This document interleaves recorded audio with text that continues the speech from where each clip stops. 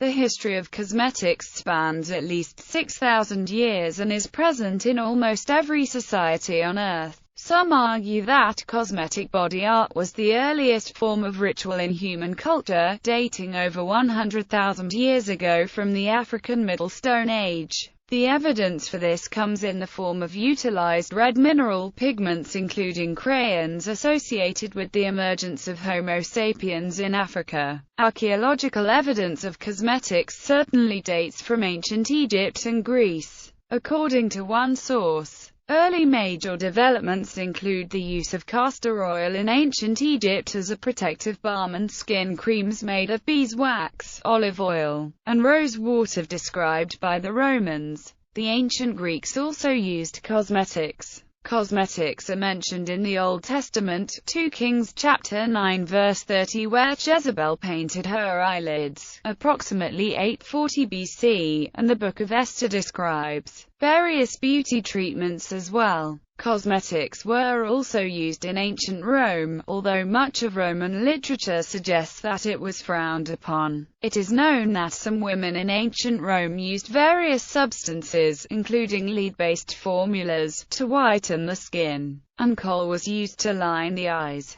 Across the globe, Egypt, the use of cosmetics in ancient Egypt is well documented. Kohl and henna have their roots in North Africa. Remedies to treat wrinkles were recorded at the time of Thutmose III, containing ingredients such as gum of frankincense and fresh moringa. For scars and burns, a special ointment was made of red ochre, kohl, and sycamore juice. An alternative treatment was a poultice of carob grounds and honey, or an ointment made of frankincense and honey. To improve breath, the ancient Africans chewed herbs, frankincense, or licorice root stick, which is still in use today. Jars of what could be compared with setting lotion have been found to contain a mixture of beeswax and resin. These doubled as remedies for problems such as baldness and graying hair. Middle East cosmetics were used in Persia and what is today the Middle East from ancient periods. Kohl is a black powder that is used widely across the Arab world. It is used as a powder or smear to darken the edges of the eyelids similar to eyeliner. After Arab tribes converted to Islam and conquered those areas, in some areas cosmetics were only restricted if they were to disguise the real look in order to mislead or cause uncontrolled desire. In Islamic law, despite these requirements, there is no absolute prohibition on wearing cosmetics. The cosmetics must not be made of substances that harm one's body. An early teacher in the 10th century was Abu al-Qasim al-Zahrawi, or Abulcasis, who wrote the 24-volume medical encyclopedia al-Tazrif.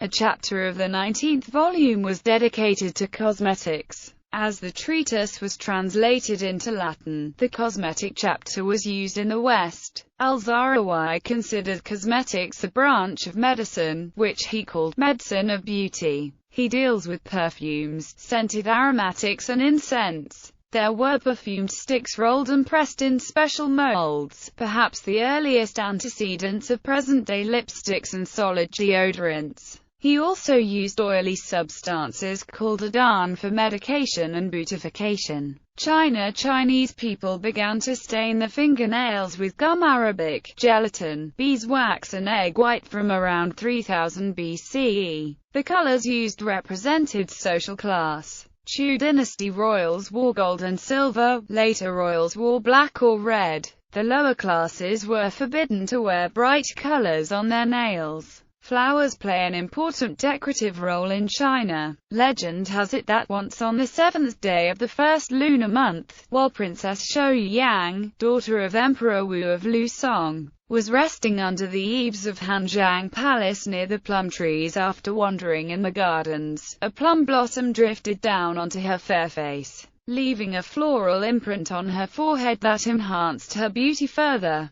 The court ladies were said to be so impressed that they started decorating their own foreheads with a small delicate plum blossom design. This is also the mythical origin of the floral fashion, Miawajuang, that originated in the southern dynasties and became popular amongst ladies in the Tang and Song dynasties. Japan. In Japan, geisha wore lipstick made of crushed safflower petals to paint the eyebrows and edges of the eyes as well as the lips, and sticks of bintsuki wax, a softer version of the sumo wrestler's hair wax, were used by geisha as a makeup base. Rice powder colors the face and back, rouge contours the eye socket and defines the nose. Oguro colors the teeth for the ceremony, called erika. When Miko graduate and become independent, the geisha would also sometimes use bird droppings to compile a lighter color. Europe. In the Middle Ages, it was thought sinful and immoral to wear makeup by church leaders, but many women still did so. From the Renaissance up until the 20th century, the lower classes had to work outside,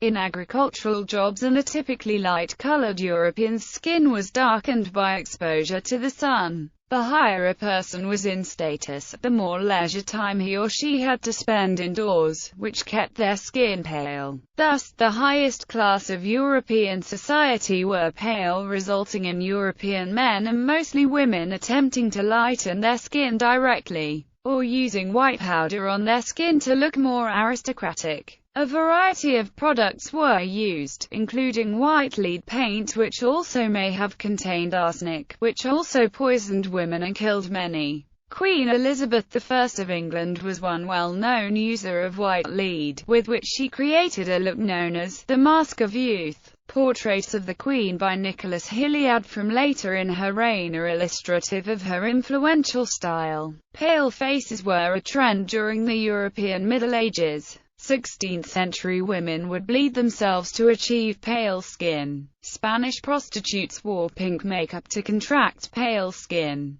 13th century Italian women wore red lipstick to show that they were upper class. The Americas and Australia, some Native American tribes painted their faces for ceremonial events or battle. Similar practices were followed by Aborigines in Australia. Recent history. 20th century. During the early 1900s, makeup was not excessively popular. In fact, women hardly wore makeup at all. Face enameling became popular among the rich at this time in an attempt to look paler. This practice was dangerous due to the main ingredient often being arsenic. Pale skin was associated with wealth because it meant you were not out working in the sun and could afford to stay inside all day. Cosmetics were so unpopular that they could not be bought in department stores. They could only be bought at theatrical costume stores. A woman's makeup routine often only consisted of using papier poudre, a powdered paper, oil blotting sheet,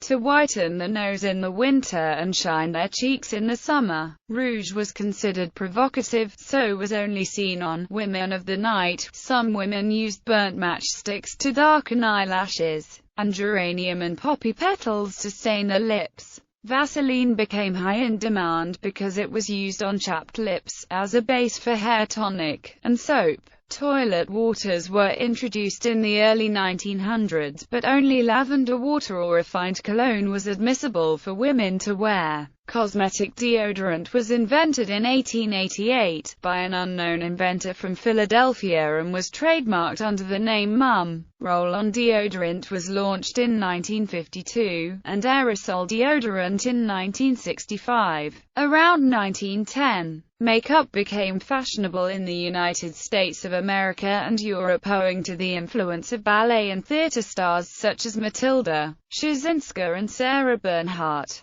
Colored makeup was introduced in Paris upon the arrival of the Russian ballet in 1910, where ochres and crimsons were the most typical shades. The Daily Mirror beauty book showed that cosmetics were now acceptable for the literate classes to wear. With that said, men often saw rouge as a mark of sex and sin, and rouging was considered an admission of ugliness. In 1915, a Kansas legislature proposed to make it a misdemeanor for women under the age of 44 to wear cosmetics, for the purpose of creating a false impression. The Daily Mirror was one of the first to suggest using a pencil line to elongate the eye and an eyelash curler to accentuate the lashes. Eyebrow darkener was also presented in this beauty book created from gum arabic, Indian ink, and rose water. George Burchett developed cosmetic tattooing during this time period. He was able to tattoo on pink blushes, red lips, and dark eyebrows. He also was able to tattoo men disfigured in the First World War by inserting skin tones in damaged faces and by covering scars with colors more pleasing to the eye. Max Factor opened up a professional makeup studio for stage and screen actors in Los Angeles in 1909. Even though his store was intended for actors, ordinary women came in to purchase theatrical eyeshadow and eyebrow pencils for their home use. In the 1920s, the movie industry in Hollywood had the most influential impact on cosmetics.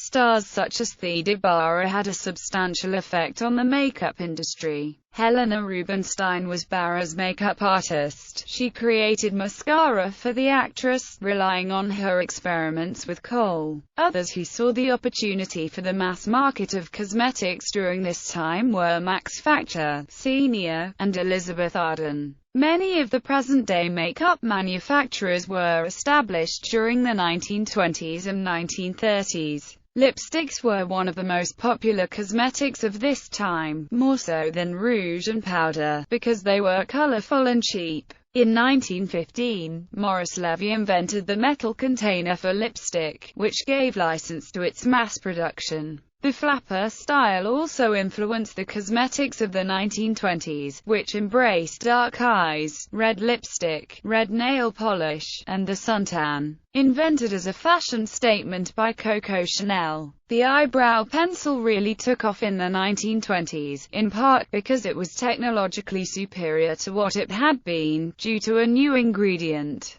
hydrogenated cottonseed oil. The early commercial mascaras, like Maybelline, were simply press cakes containing soap and pigments. A woman would dip a tiny brush into hot water, rub the bristles on the cake, remove the excess by rolling the brush onto some blotting paper or a sponge, and then apply the mascara as if her eyelashes were a watercolor canvas. Eugene Scuella, founder of L'Oreal, invented modern synthetic hair dye in 1907, and he also invented sunscreen in 1936. The first patent for a nail polish was granted in 1919. Its color was a very faint pink. Indeed, throughout the early 1910s, nail polish was available in any color so long as it was pink. It's not clear how dark this rose was, but in any girl whose nails were tipped in any pink darker than a baby's blush wrist gossip about being fast. Previously, agricultural workers, while fashionable women kept their skins as pale as possible, had only sported suntans. In the wake of Chanel's adoption of the suntan, dozens of new fake tan products were produced to help both men and women achieve the sun-kissed look. In Asia, skin whitening continued to represent the ideal of beauty, as it does to this day. From 1939 to 1945, during the Second World War, cosmetics were in short supply. Petroleum and alcohol, basic ingredients of many cosmetics, were diverted into war supply. Ironically, at this time when they were restricted, lipstick, powder, and face cream were most desirable and most experimentation was carried out for the post-war period. Cosmetic developers realized that the war would result in a phenomenal boom afterwards, so they began preparing. Yardley, Elizabeth Arden, Helena Rubinstein, and the French manufacturing company became associated with quality after the war because they were the oldest established. Pond's had this same appeal in the lower price range. Gala Cosmetics were one of the first to give its products fantasy names, such as the lipsticks in Lantern Red and Sea Coral. During the 1960s and 1970s, many women in the Western world influenced by feminism decided to go without any cosmetics.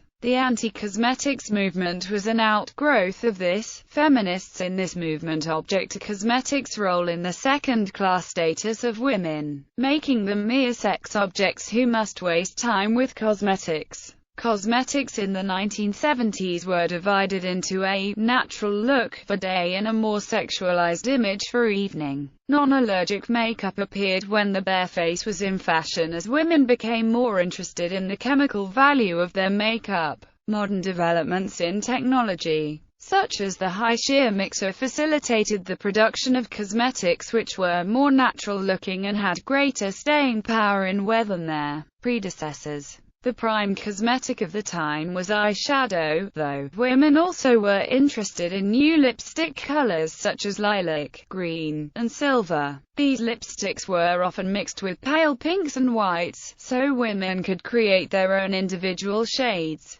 Blush-ons came into the market in this decade, with Revlon giving them wide publicity. This product was applied to the forehead, lower cheeks, and chin. Contouring and highlighting the face with white eyeshadow cream also became popular. Avon introduced the lady saleswoman. In fact, the whole cosmetic industry in general opened opportunities for women in business as entrepreneurs, inventors, manufacturers, distributors, and promoters. In the time period after the First World War, there was a boom in cosmetic surgery. During the 1920s and 1930s, facial configuration and social identity dominated a plastic surgeon's world. Facelifts were performed as early as 1920, but it wasn't until the 1960s when cosmetic surgery was used to reduce the signs of aging. During the 20th century, cosmetic surgery mainly revolved around women. Men only participated in the practice if they had been disfigured by the war. Silicone implants were introduced in 1962. In the 1980s, the American Society of Plastic Surgeons made efforts to increase public awareness about plastic surgery. As a result, in 1982, the United States Supreme Court granted physicians the legal right to advertise their procedures. The optimistic and simplified nature of narrative advertisements often made the surgeries seem hazard-free, even though they were anything but. The American Society for Aesthetic Plastic Surgery reported that more than 2 million Americans elected to undergo cosmetic procedures, both surgical and non-surgical. In 1998, liposuction being the most popular. Breast augmentations ranked second, while numbers 3, 4, and 5 went to eye surgery, facelifts, and chemical peels. During the 1920s, numerous African Americans participated in skin bleaching in an attempt to lighten their complexion as well as hair straightening to appear whiter. Skin bleachers and hair straighteners created fortunes worth millions and accounted for a massive 30 to 50% of all advertisements in the black press of the decade. Oftentimes, these bleachers and straighteners were created and marketed by African American women themselves. Skin bleachers contained caustic chemicals such as hydroquinone, which suppressed the production of melanin in the skin. These bleachers could cause severe dermatitis and even death in high dosages. Many times these regimens were used daily, increasing an individual's risk. In the 1970s, at least 5 companies started producing makeup for African American females. Before the 1970s, makeup shades for black females were limited. Face makeup and lipstick did not work for dark skin types because they were created for pale skin tones. These cosmetics that were created for pale skin tones only made dark skin appear gray. Eventually, makeup companies created makeup that worked for richer skin tones, such as foundations and powders that provided a natural match. Popular companies like Astarte, Afram, Libra, Flora Roberts and Fashion Fair priced the cosmetics reasonably due to the fact that they wanted to reach out to the masses. 21st century beauty products are now widely available from dedicated internet-only retailers, who have more recently been joined online by established outlets, including the major department stores and traditional bricks-and-mortar beauty retailers. Like most industries, cosmetic companies resist regulation by government agencies. In the U.S., the Food and Drug Administration does not approve or review cosmetics, although it does regulate the colors that can be used in the hair dyes. The cosmetic companies are not required to report injuries resulting from use of their products. Although modern makeup has been used mainly by women traditionally, gradually an increasing number of males are using cosmetics usually associated to women to enhance their own facial features. Concealer is commonly used by cosmetic-conscious men. Cosmetics brands are releasing cosmetic products especially tailored for men, and men are using such products increasingly more commonly. There is some controversy over this, however, as many feel that men who wear makeup are neglecting traditional gender roles, and do not view men wearing cosmetics in a positive light. Others, however, view this as a sign of ongoing gender equality and feel that men also have rights to enhance their facial features with cosmetics if women could. Today the market of cosmetics has a different dynamic compared to the 20th century. Some countries are driving this economy. Japan. Japan is the second largest market in the world. Regarding the growth of this market, cosmetics in Japan have entered a period of stability. However, the market situation is quickly changing. Now consumers can access a lot of information on the internet and choose many alternatives, opening up many opportunities for newcomers entering the market, looking for chances to meet the diverse needs of consumers. The size of the cosmetics market for 2010 was 2,286 billion yen on the basis of the value of shipments by brand manufacturer. With a growth rate of 100.1%, the market was almost unchanged from the previous year. Russia.